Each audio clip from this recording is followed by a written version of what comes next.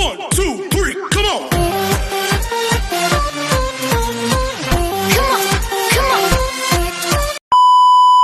Hello beautiful people! Welcome back to my channel. This is your Mama Sam. Hello mga amigo, amiga, kumare at kumpare. Kamusta kayong lahat? Sana lahat po kayo ay okay at safe ngayong araw na to. At syempre kung ako naman ang tatanungin nyo, nakikita naman ninyo ang beauty ng Mama Sam ninyo. Fresh overload pa rin, di ba? Ganyan talaga kapag umiinom ka ng maraming vitamin C plus kumakain ka ng maraming banana. Dahil sa banana, mas nakakaloka ang ganda ng Mama Sam ninyo. Charot! So, kamusta naman kayong lahat? Happy Monday sa atin lahat ng bonggang-bongga. Sana ang Monday ninyo ay naging okay at masaya. Kung ako naman ang tatanungin ninyo, lagi naman akong masaya. Lagi kong pinipili maging masaya kasi syempre, kaysa naman problema ako, di ba? So yun, may mga problema akong hinaharap pero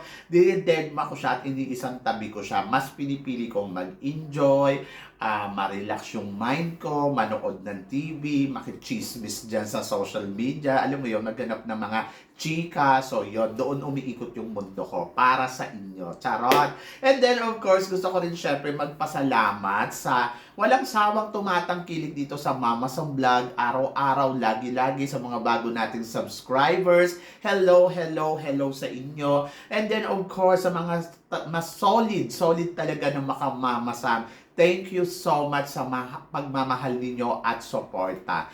Kapon ka. So yon, God bless you sa inyong lahat.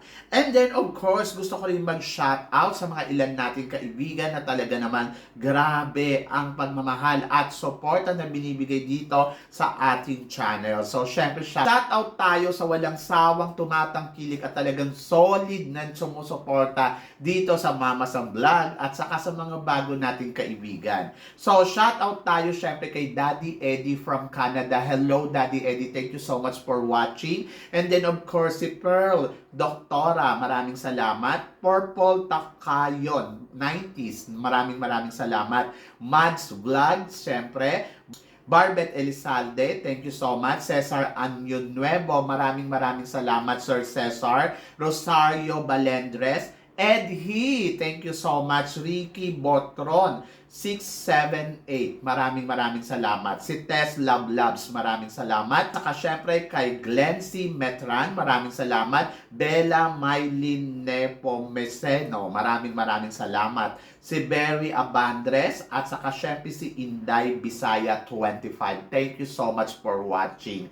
And then of course, maraming din salamat sa mga ilan nating kaibigan na talagang tumututo katulad na lang syempre ni Madam Henrietta Solidad, syempre si Attorney Cornelo Dilag, and then of course ang kanyang partner na si Mervic, thank you so much. At saka syempre ang nag-iisang Christine Ann Perez. Charot. So yan, maraming salamat syempre sa inyong lahat. Kaya naman ngayong araw na to, marami akong hatid na chika na talaga naman, oh my gosh, magtataas ang kilay ninyo ng bonggang-bongga sa mga pag-uusapan natin ngayon. Kaya guys, syempre wag na nating patagalin ang ating mga chika. Para sa una nating chika, ito nga, sabing ganon, Mama Sam, ano ang masasabi mo sa ating pambato sa Miss International na talaga naman ngayon pa lang ay grabe na ang kanyang mga eksena?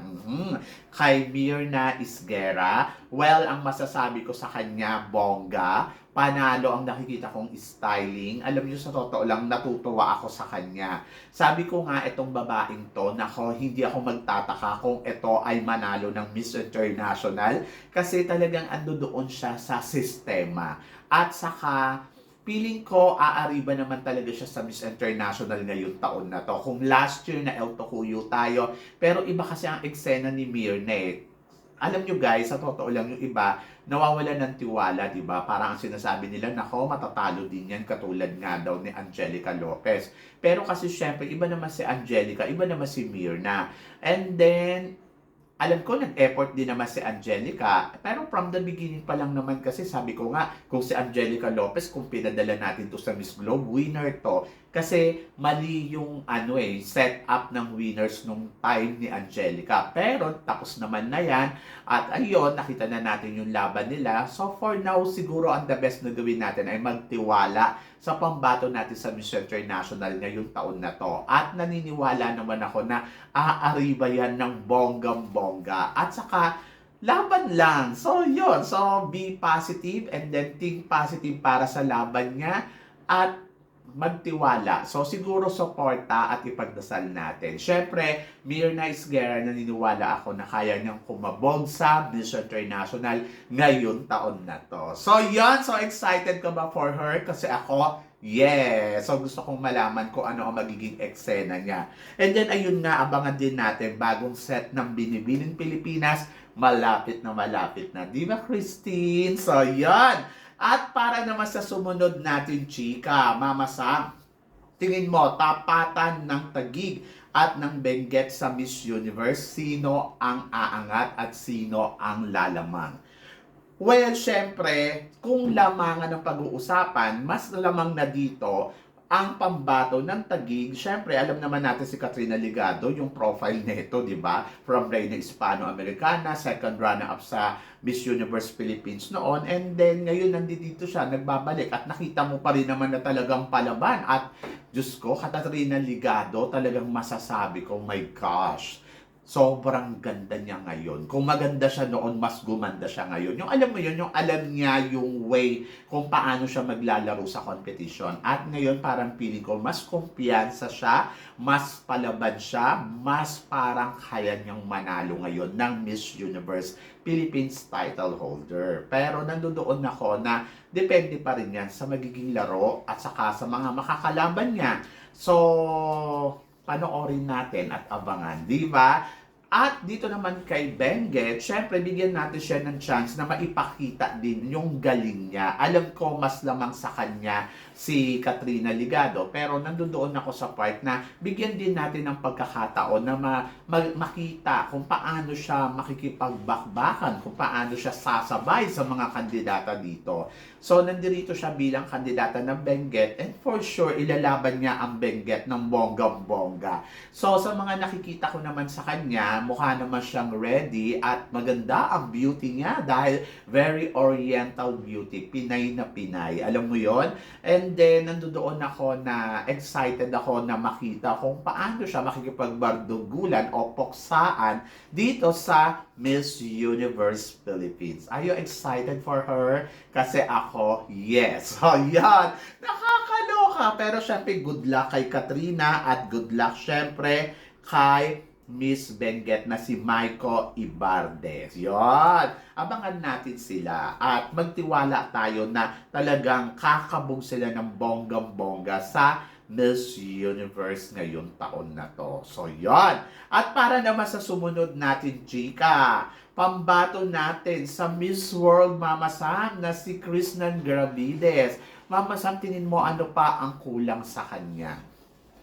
Hindi ko alam kasi hindi ko naman nakikita kung ano ang paghahandang ginagawa niya. Ang nakikita ko lang kay Krishnan Gravides, yung pagka-Diyosa niya. So naniniwala ako si Krishnan Gravides na well-prepared siya at parang feeling ko pinagandaan niya ang bawat aspeto ng kompetisyon ng Miss World. So siguro abangan na lang natin kung ano ang magiging paandar niya. Tulad din ng sinabi ko, syempre kahit kahit ano naman mangyari, di ba?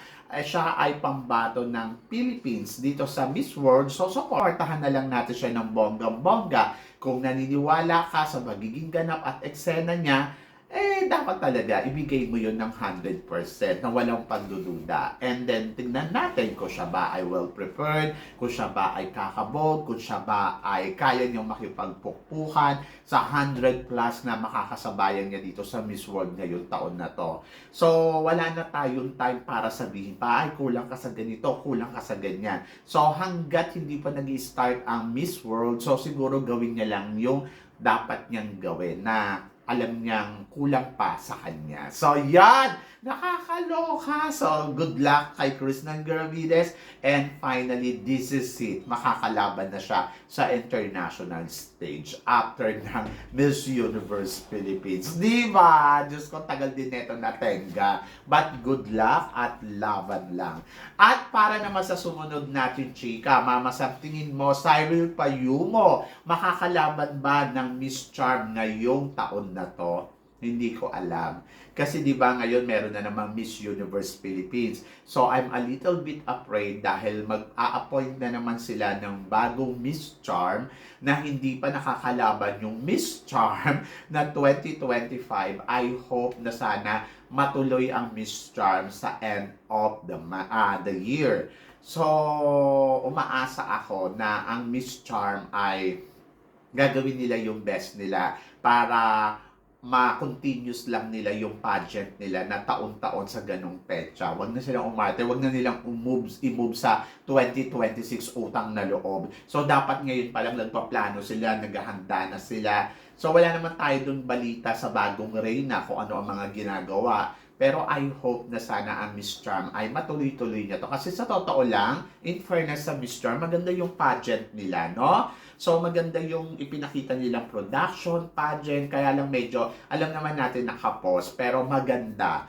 Sana this year, mas mapaganda nila ng bonggang-bongga at sana this year, ay Philippines na ang manalo. So, yun. So, good luck kay Cyril Payumo. Ako naman, naniniwala naman ako sa Cyril Payumo. Nakita ninyo kung gaano siya ka-Diyosa. Ay, nako. For sure, may ibubuga siya sa Miss Charm. Diba? So, good luck at abangan natin kung ano ang magiging eksena niya. And then, of course, para naman sa sumunod natin, chika, Michelle D. Hindi lang Mama Sam magaling pagdating sa rampahan dahil nominado siya bilang Best Single Performance by an Actress sa magpakailanman na ang titulo ay Wanted Sperm Donor. Nakakaloka. Hindi ko pa ito napapanood. Gusto ko panoorin. Sa 38 Star Award for Television. So, anong chika mo dito, Mama Sam? Well, ang chika ko dyan ay bongga. So, yan. So, diba, syempre, hindi lang siyang magaling na beauty queen, kundi isa na rin siyang magaling na actress dahil na-nominate na siya bilang Best Actress sa TV, di ba? So, hindi biro yan. So, start yan ng, alam mo yon, ng recognition sa kanya bilang isang artista. Oo. Kung si Rabia na-nominate na ba? Hindi ko pa alam. Pero congratulations kay Michelle D. So I hope na siya ang manalong Best Actress. Di ba? Mukhang magaling na umarte ang Michelle D. Siyempre, kanino pa ba magmamana yan? Kay Melanie Marquez. Di ba? At ito ang sumunod na chika, Mama Sam. Sabing ganon, Kun-an, Mother Halo, nakaabang sa Miss Universe Philippines 2025 para mabigyan kaya tayo uli ng maraming award ni Madam this year sa Miss Universe. Hay nako. I'm a little bit depressed pagdating sa ganyan kasi parang ang feeling ko, ang Pilipinas, hirap talaga lumaban ngayon dito sa Miss Universe. Hindi ko alam kung dahil ba to kay Kun-an o sadyang hindi lang swak sa hinahanap nila yung kandidata natin. Medyo nakakaloka kung iisipin mo kasi syempre ibang era to. Ang hirap i-prove sa era na to na yung galing ng Pilipinas. Kasi nasanay tayo dito sa IMG era, especially IMG kasi dito tayo nag-penetrate ng bonggang-bongga, nakatungtong tayo sa dulo ng kompetisyon, nanalo tayo ng 2 beses, and then favorite tayo ng IMG era kasi parang swak yung ipinapadala natin sa kanila, yung galing, yung pagiging empowered, nakita nila yon sa Pilipinas, and winner, di ba? With South Africa. And then, dito naman sa kay Ira ni Kun-an, so medyo nakakaloka kasi pang special award talaga yung beauty ng Pilipinas. Pero nagpapasalamat pa rin ako kasi di ba nakukuha natin yung Best National Costume, nag back to back tayo. I hope na sana sa isang taon ulit, di ba? And then, masaya ako, pero nandoon na parang hindi ako nakokontento na parang dito lang tayo sa top na ganito. Like example, kay Michelle D, dapat top 5, tapos yung kay dapat pumasok sa top 12, pero wala eh. So medyo parang same story, pero magkaiba ng spot. Ganon. And I hope this year. So, yon. So, medyo this year talaga naka-abangers ako. At so, kung inaabangan niya ang pambato ng Pilipinas, so karapatan niya yun kasi siya ang may-ari ng Miss Universe, pero hindi niya sana inaabangan dahil para ligwakin niya, inaabangan niya para malaman niya kung gaano ba kalakas ang Pilipinas sa Miss Universe ngayong taon na to. So, good luck sa pambato natin at good luck sa mananalo. So, yon. At para naman sa sumunod natin, chika, Mama Sam, tingin mo, hypothetical question, tingin mo, ngayong taon na to, possible ba na 2 Marquez ang maipadala natin sa international pageant? So, ito na nga, di ba? Maraming ang ugong-ugong na balita na si Winwin Marquez ay pwedeng manalo talaga dito sa Miss Universe. Ngayon, nandyan na siya. Ngayon naman, bulong-bulungan din sa mundo ng pageantry na ito nga si Michelle D ay may planong sumali sa Miss Grand International. Hindi pa natin kumpirmado kung totoo bang sasali siya, kung totoo bang aarangkada siya ng bonggang-bongga dito. Pero syempre matutuwa tayo kung totoo man to. Kung silang dalawa ang mananalo, di mas bongga, di ba? Diyos ko Lord, ang saya niyan, di ba? Parang grabe, piyesta sa Pilipinas, 2 Marquez papatunayan nila sa international pageant kung ano nga ba ang kalibre ng mga Marquez pagdating sa international stage. So, yon. So, parang feeling ko kapag dinala ninyo sa Miss Universe si Winwin Marquez, piyesta, di ba? So, talagang ang saya ng competition. And then, kapag dinala mo pa si Michelle D sa Miss Grand, oh my God, Diyos ko Lord. Amen. Charot. So, yun. So, di ba? Parang ansaya lang. But, hindi natin alam kung ano nga ba ang plano ng mga Marquez ngayon. Hindi natin alam kung lalaban nga ba talaga sila. So, ayun yung mga abangan natin. And I hope na sana at sana. But, malalaman natin yan. So, di ba? So, yun. So, pero kayo guys, tingin ninyo kung silang dalawa nga ang maipapadala natin sa international stage ng Miss Grand at saka ng Miss Universe, tingin ba ninyo malakas ba ang laban ng Pilipinas? I-comment below mo yan para at least malaman ko naman kung ano naman ang chika mo dito sa mga pinag-uusapan natin ngayon. So, yon. So, syempre maraming salamat sa inyong lahat sa suporta, pagmamahal na binibigay ninyo syempre dito sa channel ko at sa mga hindi pa po nakaka-subscribe dyan. Please don't forget to click like and subscribe my channel at i-click nyo na rin po ang notification bell para more updated kayo sa aking mga chika. Sabi ng ganon, always keep smiling and always think positive. Walang imposible guys. Magtiwala lang tayo sa itaas. Kaya guys, hanggang dito na lang. Hanggang sa muli nating chikahan. See you tomorrow. Thank you guys.